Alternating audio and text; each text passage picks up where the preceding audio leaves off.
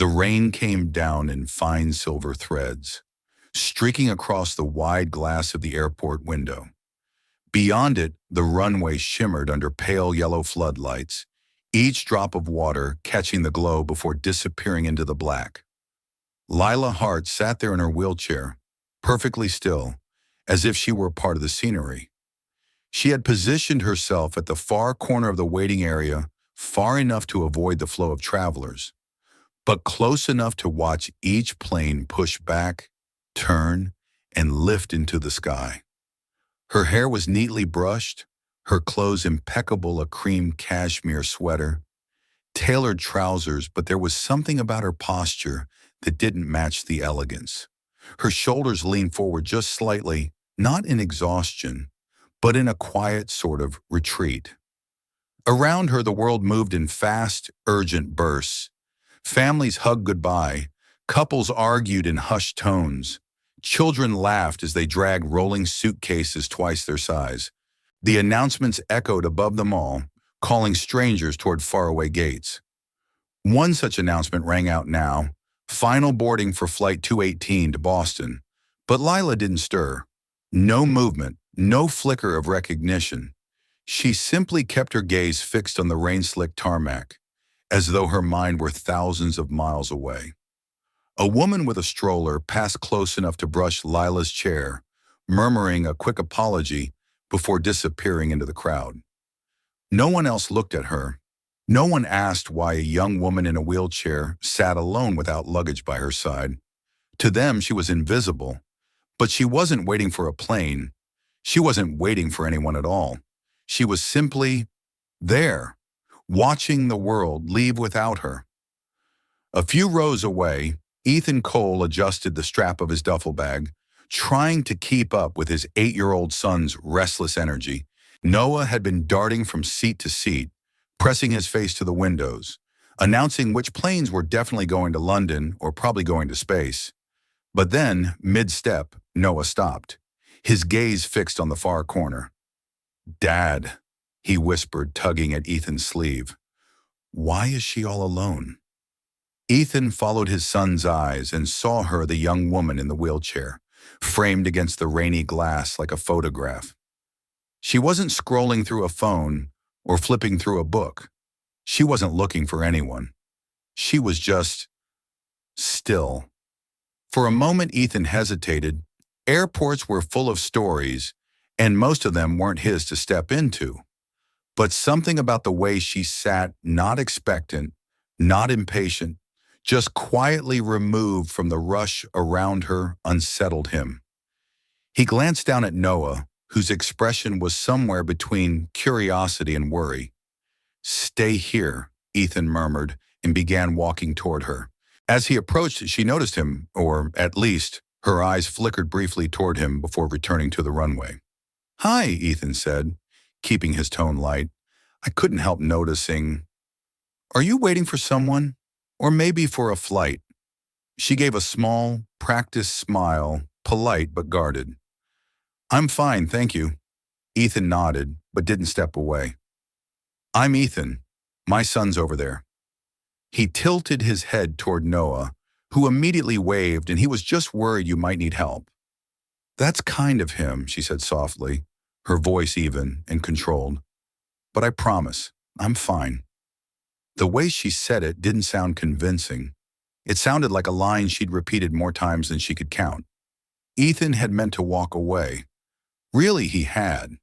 But as he turned back toward Noah, a voice drifted over from the nearby gate. "Yes, ma'am, that flight departed over 2 hours ago," an attendant was saying into the phone. "If the passenger comes back, please tell her she'll need to rebook." Ethan's eyes flicked instinctively toward Lila. She hadn't moved. She didn't seem to have heard. But the attendant's glance in her direction, quick, subtle, told him exactly who they were talking about. 2 hours ago. That meant she'd been here long before he and Noah had arrived. And she was still here now without any sign of leaving. She didn't look like someone who'd missed a flight in the rush of life. There was no suitcase beside her, no backpack slung over the chair handles. Just a small leather handbag resting neatly in her lap. Her clothes, her posture, even the quiet confidence in the way she scanned the runway suggested money, privilege. She was the kind of person you'd expect to see stepping out of a chauffeured car, not lingering alone in an airport corner like a forgotten passenger. Ethan felt the first tug of real curiosity, the kind that didn't let go easily. Why was she here? Why had no one come for her? And why did she seem so deliberately invisible? Behind him, Noah was still watching her, his small brow furrowed in concern. Ethan gave him a reassuring nod, but the questions in his own mind were already starting to weave themselves into a story he couldn't quite piece together.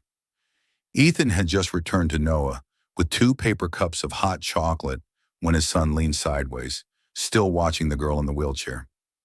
"Go on," Ethan teased. "Say hi if you're that curious."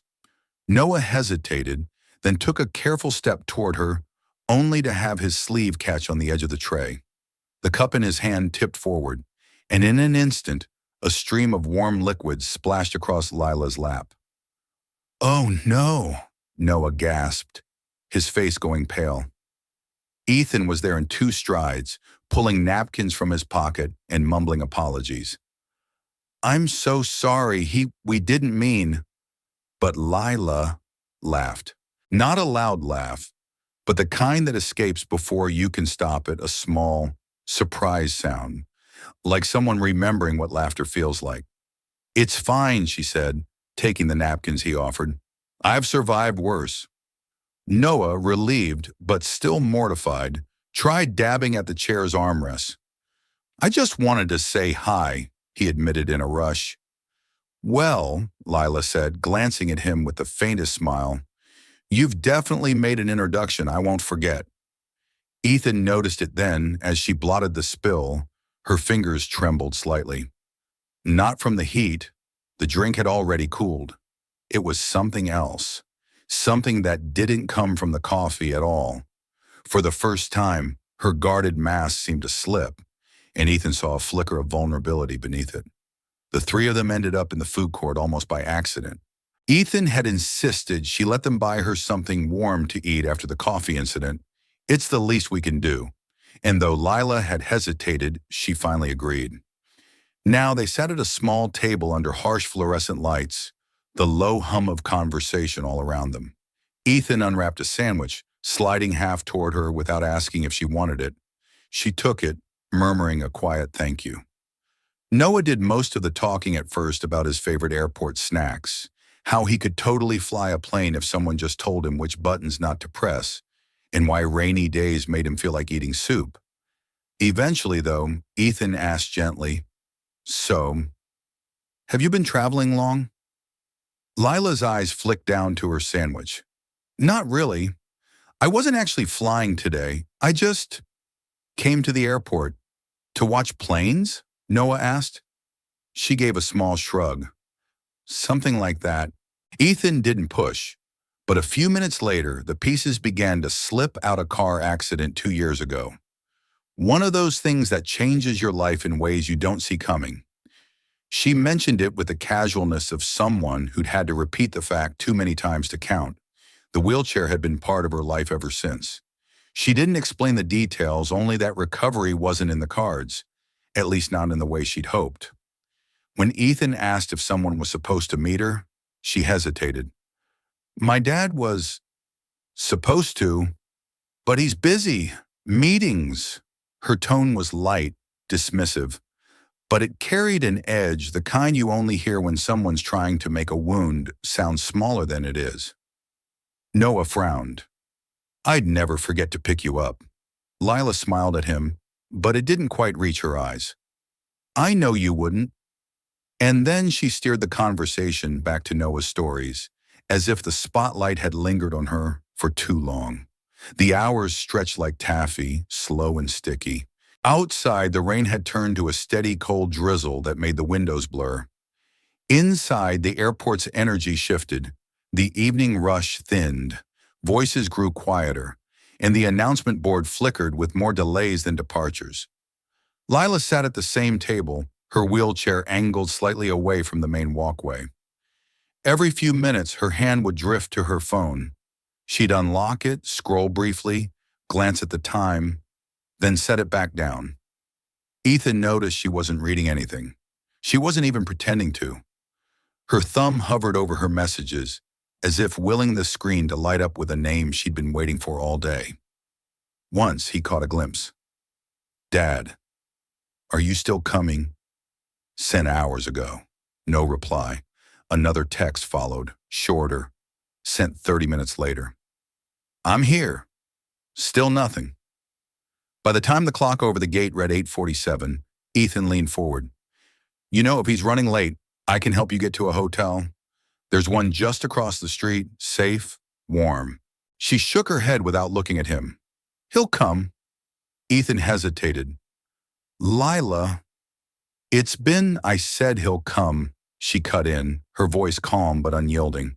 The words weren't stubborn so much as practiced, like someone defending a truth they no longer believed, but needed to say out loud. Noah sat quietly now, tracing patterns on the table with a fingertip, sensing the tension without understanding it. Ethan leaned back, biting back the urge to argue. Still, he couldn't shake the thought that whoever she was waiting for wasn't planning to show up at all.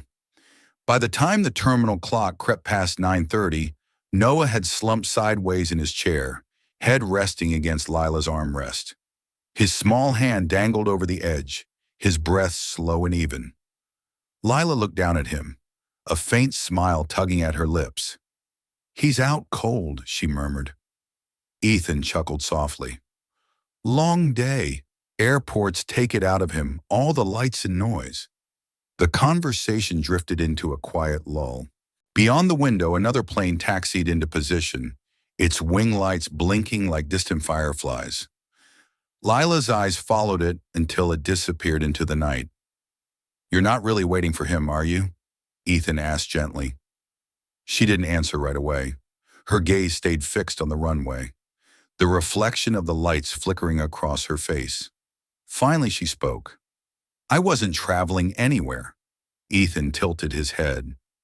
"Then why I just like watching people leave," she said, her voice soft, almost matter-of-fact. "It's easier to pretend you're waiting for someone than to admit no one's coming." There was no bitterness in the words, just a quiet, aching honesty that made Ethan's chest tighten. He wanted to say something to tell her that wasn't true, that someone should be coming for her, but he sensed this wasn't the moment for reassurances. This was the kind of truth you didn't smother with comfort. You just sat with it. So he stayed there in silence, watching the rain with her, while Noah slept between them, a bridge neither of them had planned to cross. By the time the janitorial crew began sweeping through the terminal, the three of them had moved to a quieter corner near the charging stations. Noah was curled under Ethan's jacket, using it as a blanket, his head still resting on Lila's armrest. They had exchanged small fragments of their lives where Ethan and Noah lived. How much Lila liked rainy days, nothing heavy, nothing too revealing. It was when Ethan casually asked her last name, without thinking, that she answered, "Hart." The sound of it landed like a sudden drop in temperature. "Hart." He repeated it in his head, almost testing it, making sure he'd heard right. There weren't many Harts in the city, and only one whose name was stamped across skyscrapers, newspapers, and charity galas: Victor Hart, CEO of Hart Industries. A man known for making deals that left him richer and everyone else bleeding. Ethan hadn't spoken that name in years. Not since the day he'd locked the doors to his own company for the last time, after Hart Industries undercut his contracts, stripped his clients, and bought out his patents for a fraction of their worth. It had been more than business. It had been a dismantling. And now, here was his daughter, sitting in front of him in a wheelchair, wearing that last name like a brand she couldn't take off. He looked at her differently now, not with anger, exactly, but with the disorienting awareness that the very blood in her veins belonged to the man who had unraveled his life. Lila caught him watching her and raised an eyebrow. Something wrong? Ethan forced a smile. No, just thinking. But inside, his thoughts were anything but calm.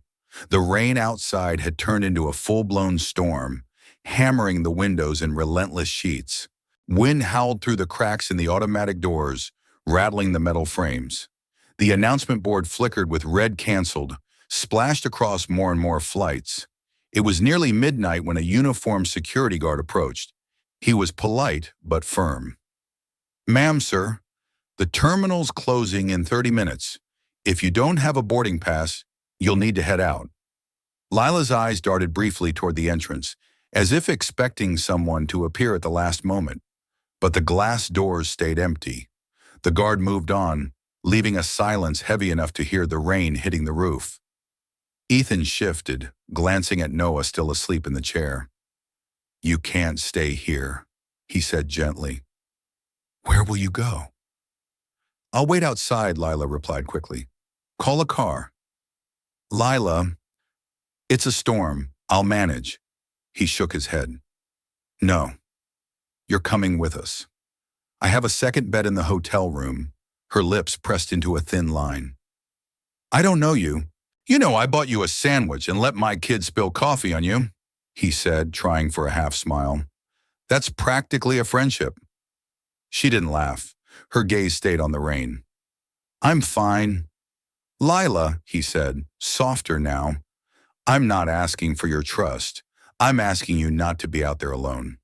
Her shoulders rose and fell in a long breath. Finally, she nodded once, almost reluctantly. "Fine, just for the night." Ethan didn't say it out loud, but he knew this wasn't just about keeping her dry. It was about making sure she didn't disappear into the storm altogether. The hotel's lounge was nearly empty, lit by the soft amber glow of table lamps and the low crackle of a fireplace screen. Outside, the storm still raged, the sound of rain muted through thick glass. Ethan set a cup of tea in front of Lila before taking his own seat across from her. Noah was upstairs, tucked into bed, the rise and fall of his breathing safely muffled behind a closed door. For the first time that day, there was no crowd to hide in, no boarding calls to pretend to listen to, just the steady warmth of the tea, the muted storm, and the weight of the silence between them. "You don't have to tell me," Ethan said quietly, "but I get the feeling your accident wasn't just an accident." Her eyes lifted to his, sharp and surprised.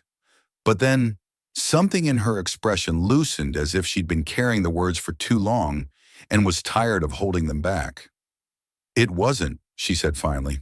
She wrapped her hands around the mug, her voice low but steady. 2 years ago, I found something. Emails, contracts, proof that my father's company was funneling money through shell accounts, using it to buy out smaller businesses, crush competitors. All neat, all legal on paper, but rotten underneath. Ethan's jaw tightened, but he said nothing. "I was supposed to meet someone that night," she continued, "someone who could help me take it public. I got in my car, drove toward the meeting spot. I was scared. I kept telling myself I was doing the right thing." Her gaze drifted past him unfocused. "I never made it. A truck ran a red light. I woke up in a hospital bed, and that person I was meeting, they never showed, never called." Ethan felt the words settle between them like a stone dropped into still water. "Your father?" he asked. Her smile was brittle. "He called it a tragedy, a terrible random accident, and then he made sure I stayed quiet about everything." For a moment, neither of them spoke. The tea steamed between them, the rain whispered against the glass, and Ethan realized this girl wasn't just the daughter of the man who had taken everything from him. She was a casualty of the same war. The morning broke gray and damp, the storm reduced to a light drizzle. From the hotel window, Lila watched raindrops trace slow paths down the glass, her hands folded in her lap. She'd said little over breakfast, retreating back into the calm, composed mask she'd worn at the airport. Ethan and Noah were in the lobby when the sound of low, expensive engine noise rolled up to the curb. A sleek black sedan pulled to a stop, the kind that looked like it belonged in a motorcade. The driver stepped out first, opening the rear door with practiced precision. Victor Hart emerged. He was tall, immaculately dressed in a charcoal suit, his silver hair perfectly in place. His eyes swept the lobby in a single, assessing glance, not curious, not warm, just calculating. "Lila," he said, his voice clipped, as though they were already late for something. She wheeled herself forward but stopped short when Ethan came into view. Victor's gaze shifted to him. "You must be the man who kept my daughter overnight." The words carried no gratitude, only the faintest hint of condescension. Ethan's jaw tightened. She would have been stranded in the storm. Victor gave a thin smile. "Well, thank you for your, generosity." He turned back to Lila. "We'll discuss this at home." She didn't move. Her eyes flicked to Ethan just for a moment, and in that moment, Ethan saw something raw behind her calm uncertainty. Noah stepped closer to her wheelchair, his small hand brushing against hers. "Bye, Lila," he said softly. She hesitated again, and then allowed the driver to wheel her toward the car. Ethan stood at the lobby's edge, watching her go, his reflection in the glass overlapping with hers until the door closed between them. The Hart estate was silent when they arrived, the kind of silence that wasn't peace, but pressure. Marble floors, high ceilings, a chandelier glowing faintly above. Victor closed the door behind them and loosened his tie with the precision of a man who never lost control. "Upstairs." "We'll talk privately," he said. Lila rolled her chair into his study instead. The walls were lined with books that looked untouched, their spines uncreased, more decoration than knowledge.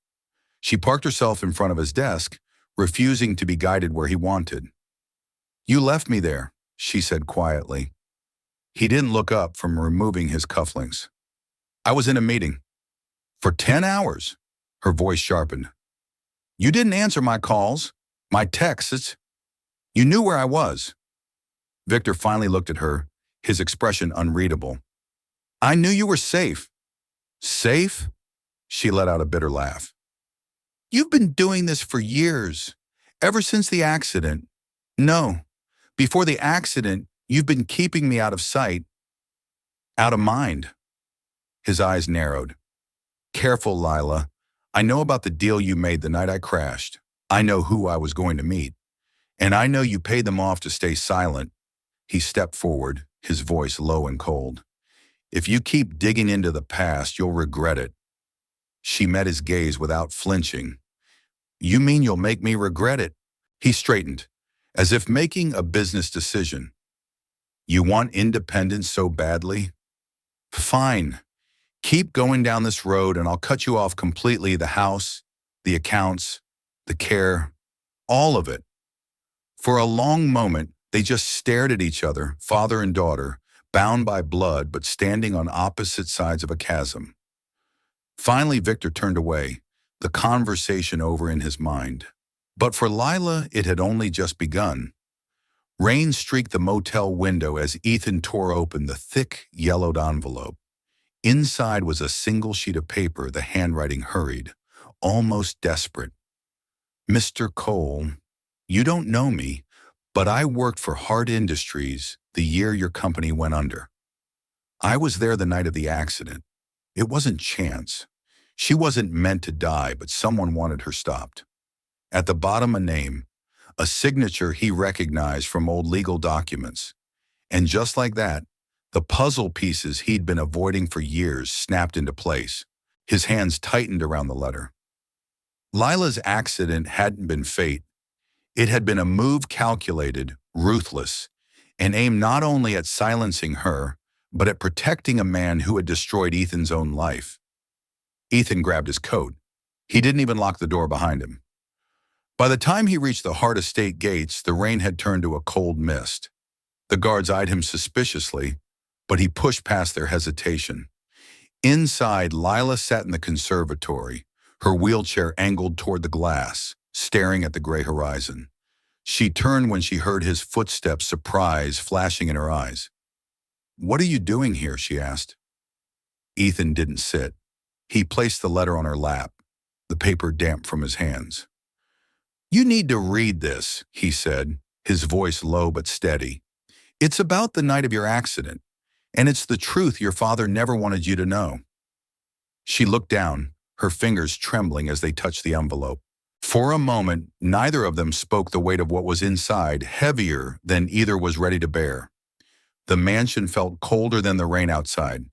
Lila's father's voice still echoed in her head, commands disguised as concern, ultimatums dressed as love. That night she didn't pack much, just a duffel bag, her sketchbook, and the letter Ethan had given her. The rest, the silk dresses, the gilded furniture, the heavy curtains, could stay behind. They were his, not hers. Ethan was waiting in his car at the end of the long driveway. The headlights cut through the mist, a quiet beacon. When she slid into the passenger seat, neither spoke at first. He just drove, and she watched the mansion disappear in the rearview mirror, like a chapter closing without ceremony. The apartment they found was small, one bedroom, a narrow kitchen, paint peeling in places, but it was hers. She could breathe here. Therapy began the following week. Not just the grueling physical sessions to strengthen her legs, but long afternoons in a quiet office where she spoke, haltingly at first, about the accident, about the loneliness that had built like a second injury. Some days, she left those sessions feeling raw and exhausted. Other days, she walked just a few more steps than the week before and felt the faintest spark of something she hadn't allowed herself in years: hope. And for the first time in a long while, she realized that leaving wasn't just an escape. It was the beginning of becoming someone entirely new. The cafe smelled of fresh coffee and new beginnings. Maps lined the walls, dotted with pins marking faraway cities.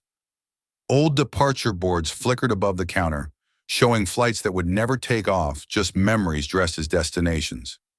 Lila moved between tables, cane in hand, steady but unhurried.